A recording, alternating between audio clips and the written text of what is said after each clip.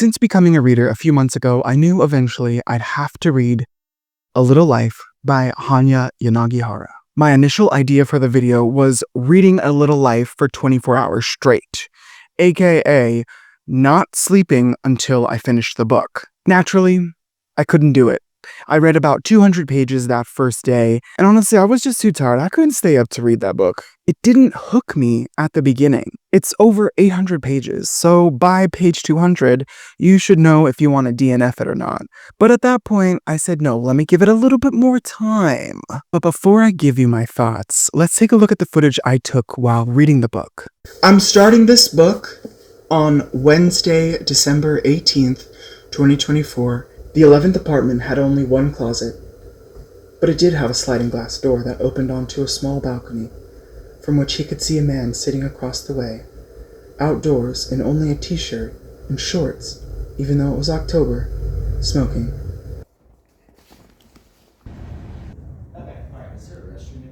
Alright, so it's 6:45, and I'm on page 120. So I'm a little behind. I don't know. I went to the library, read for a little bit. It was too distracting, so I ended up leaving, and I've been reading on the couch for a while.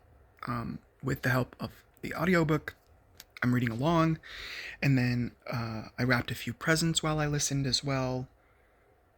Nothing really notable has happened so far. We're really still just getting to know them, and that's why I think I'm a little bit bored. But I think I'm meant to be.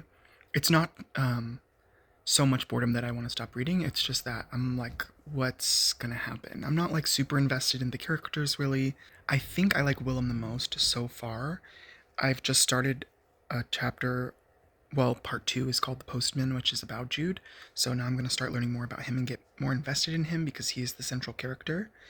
We're starting to learn a bit about why he's not able to walk properly, and there's something going on with his legs and his back, and it's all very cryptic right now. So I was getting frustrated because I wasn't understanding how it occurred, which I'm sure we're going to get the answer a little further on, but I just had to Google it because I was like, I don't get what's going on with the leg situation. So I looked it up, and I get it. I don't get the full picture, I just kind of get it. Jude is losing me with all this math talk.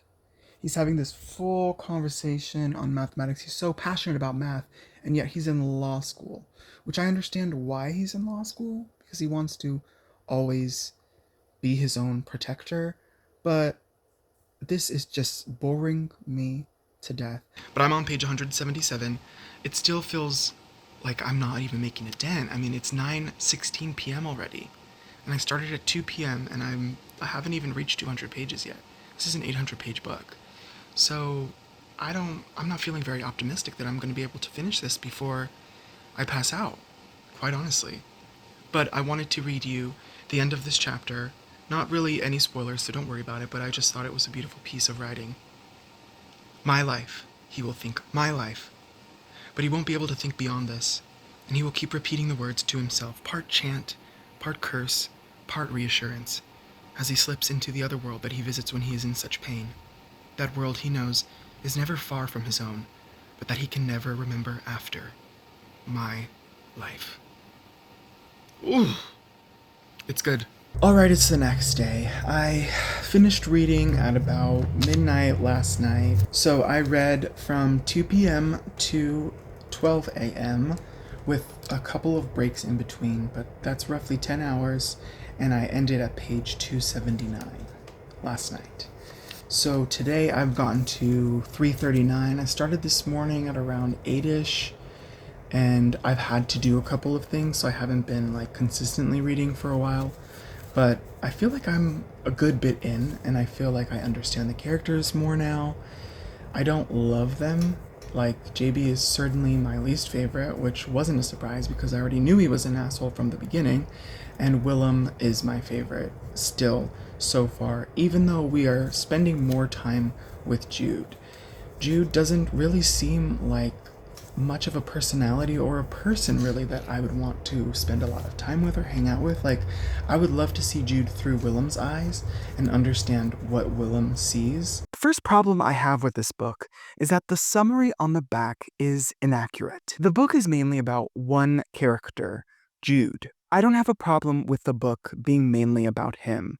I just wish that it did a better job at painting a picture of the other three friends. Or the publisher could have rewritten the summary on the back to give us a more accurate rundown of what we're about to read. So the book is about Jude. I fell in love with Willem, but I didn't really know or care about the other two, Malcolm and JB. And yes, that was my Harry Potter Tamagotchi. I'm trying to see what I'm gonna get because I've gotten the same creature the last 4 tries and I'm over it. Malcolm is wealthy yet kind, and JB is asshole yet talented. Traits that can be applied to many artists, it turns out. This book is polarizing, hate it or love it. It's got 775,000 ratings on Goodreads, and I'm sure it's done well over 1 million copies. I think I am part of the rare percent that sits in the dead center. Didn't hate it, didn't love it, I liked it. I know some of you might think that's not possible for a book of this polarizarity, but it is. This isn't a niche book that blew up. It's a book that continues to get rediscovered year after year. A book that nearly every reader in the modern world has heard of. I liked how intimate it felt, even though it's a very long book. I read Demon and Copperhead back in November, which is about 500 pages, but I felt like that length made sense for the format. You're following him from very young well into adulthood, and even though he made a lot of mistakes, I felt myself rooting for him by the end. And I was a little sad when it was over, because I wanted to find out what the fuck he's going to be up to next. In this story, Jude is an extremely complicated person, one with way more layers than Demon has, and I think that's to his detriment. The only reason Jude stayed alive all those years was because of the people around him. He didn't care much about his life or the way it would affect others if he was gone. Now, those people around Jude, I don't see what they saw in him, even in Harold's chapters, which were honestly some of my favorite passages in the book. I didn't get a sense of why he loved Jude so much. Oh, Jude. He's extremely pessimistic, he can't take a joke, and while we're told that he's very intelligent, we never get to see him shine as a lawyer. He just is one. He moves up the ranks consistently, and by the end, he's about to be chairman of the board. So it's clear that he's doing something right. Willem is who I would have loved to spend more time with. He comes and he goes in and out of the story, but we never really get to sit in a corner with him and look him right in the eyes. He's patient, compassionate, funny, and charismatic. He is the sunshine behind the storm cloud. If you don't want any spoilers, just don't watch any further or skip to the next part. One YouTuber's critique was that Willem and Jude getting together felt a little forced. But out of all the events that take place in this book, Willem and Jude getting together made the most sense to me. They're close friends from the very first page.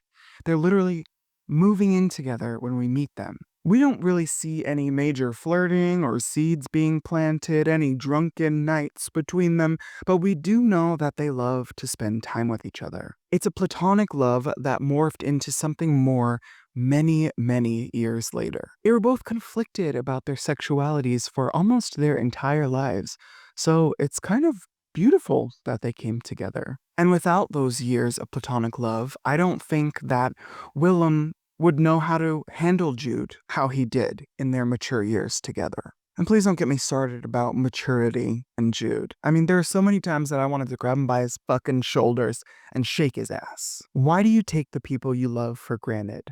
Why don't you want to work through your trauma? Does anything in this world make you happy? And sometimes I even wanted to ask, do you think about anyone other than yourself? I also journaled while I was reading, so I'll sprinkle some of those thoughts in here as well. I said, I'm genuinely amazed at how far Jude has come from a baby discarded in the trash to a respected lawyer who owns an apartment, a 5,000 square foot loft in New York City with wealthy adopted parents who adore him. He's surrounded by men who care for him. Willem, Andy, who's his doctor friend, Harold, Richard. I could talk about Malcolm and JB, but I don't care about them. We're almost 300 pages in, and I don't know them very well. I thought the scene where JB makes fun of Jude was absolutely heartbreaking. I had to reread it a couple of times. It was a lot. And honestly, I think that's one of the best parts of the book. I like how Yanagihara wrote this book in such a timeless way. We are told what ages they are as we move along through the story, but we're never told any years. It definitely feels modern, like we're in a modern age in New York City. They've got phones and things, but she does a fantastic job at making this story feel like it could be read at any point in time. Yeah, I wrote about how weird I thought it was that we were hearing about Willem getting these acting roles, these gigs here and there, and then bam, he's a global superstar. This is a piece of feedback that I hear from a lot of people who read this book, that this whole friend group is outrageously successful. And in the real world, not all of them would have ended up at the top of their field. It was hard for me to read about Jude cutting himself after every time that he saw JB because he couldn't forgive himself for not forgiving JB for the offensive impression that JB did. This man has been destroyed, and I was rooting for him the entire time to find a way to cope with everything that he's been through, and he just never finds it. I did write that I felt like the self-pity gets old after a while. Like, he's now 40 years old, and he still can't see his worth, even though he's a highly successful lawyer at a top law firm and continues to move up the ladder. And yet he cannot see himself as more than the kid who was abused. At this point in my journaling, I read a few books while I put a little life down. Something in me wasn't pushing me to finish it, so I put it aside for a few weeks, and I got back to it on January 4th. Once the deaths of two major characters happen, Willem and Malcolm, I wrote that it wasn't completely shocking since I was preparing myself going into this book for sad moment after sad moment. But I said what did surprise me is that Jude hasn't killed himself. At this point in the story, he has made so many attempts on his life. I've just been desensitized to it. I'm just waiting for him to do it. So when he loses the love of his life and one of his best friends in a very sudden car accident, I was thinking, all right, it's the end of the book. We had, I don't know, 200 pages left. He made a promise to Harold that he wouldn't do it. I said he's been a black hole of sadness, mainly due to his trauma, and the one that I thought would break him hasn't. I'm bizarrely proud of him, and frankly, I'm proud of myself for making it this far. The story is almost over, and I have no clue how it ends. I mean, I should have seen that coming. Because I started having all these questions about Jude, I knew that I was invested. I officially was not a hater. I hit a point where I genuinely wanted to know what was going to happen next. And just be on the ride. I don't care about where we finish. I just want to feel the ups and the downs. It felt very much like a limited drama series. 1 season, 10 episodes, a story weaved through a person's entire life. Even though I found Jude insufferable most of the time, I did find moments where I enjoyed being in his head. He would find windows of hope to look through, and with those rose-colored glasses on, he could breathe. I can't say he ever reached a level of true happiness, but I enjoyed watching him process his life through an analytical lens that put himself at the center of the universe. It's kind of inspiring to watch someone who seems to be utterly confidenceless live their life as if they have the biggest ego in the world. This book blew up a couple of years ago on TikTok with users posting video after video of them crying and sobbing and not being able to get through this book. Oh my god, this is the saddest book I've ever read. Maybe I've watched too many incredible movies, but I did not feel myself welling up every time a devastating thing happened. Yes, sad shit went down, sometimes again and again as if it's fucking dominoes, but it wasn't anything that I couldn't handle. I genuinely tried to let go of my annoyances and allow my emotions to take over while reading, but I just could not get into that zone that other readers did. The only time that I was close to crying is probably my favorite moment in the book when Harold tells Jude that he and Julia would love to adopt him. That was beautiful. After all the things that Jude had gone through as a child, he was going to finally have a forever family. I really wanted to like Jude. I didn't even actively dislike him. The way I felt about him changed from moment to moment, which is ironic because Jude is the same person at the end as he is at the beginning. Stubborn, callous, selfish, irresponsible. And no matter how many interventions they put this man through, the words went in one ear and out the other every single fucking time. It's insane to me that this man became a lawyer because he can't seem to learn a damn thing. Let's talk about the ending. Miss Yanagihara. Now, come on now. You're going to have us spend 36 hours with this story and with this man. And after all that time, love, energy, and effort that Harold, Richard, Andy, Willem, JB, Malcolm, Julia, bitch, all these people put into Jude, you're going to end the novel by Jude killing himself.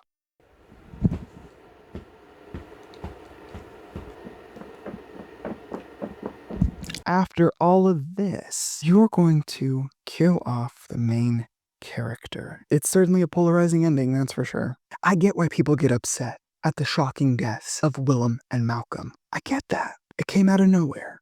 It made sense in the context of Jude's life because only unfortunate things happened to him, but to me, it didn't make sense in the overall arc of the story. After all, I'm here for a curveball if it's justified. If I can't make the logic make sense in my mind, then it just annoys me. I get that it's meant to show us that Jude survived for 3 years without his rock. But he ended in the same way he would have if Willem would have stayed around. It just would have taken longer, but I sincerely think that Jude still would have killed himself. He never gave his mind the space and time to grieve, process, and heal, and forgive the terrible things that he had to endure as a child, especially when the remnants of his abuse followed him around every single day in the form of his disability, which in the end only got worse when we thought for a moment it was gonna get better. I'll just say this. Do I recommend it? Yes, but not for everyone. This is a time investment as well as an emotional one.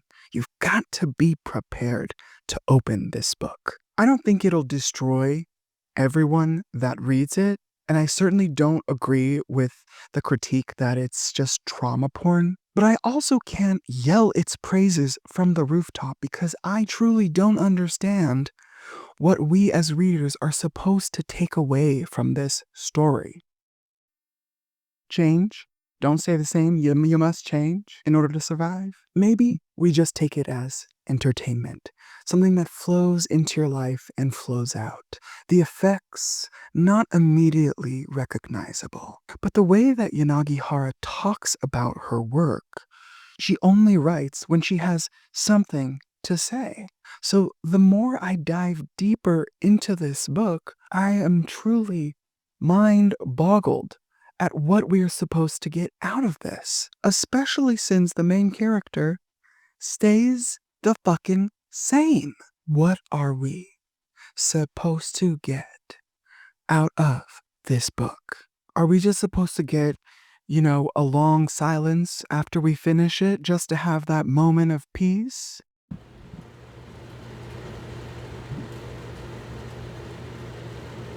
Are we supposed to look back on our own lives and realize just how good we have it? Or are we supposed to just get upset about something we can't control? Accept help, even when we don't think we need it?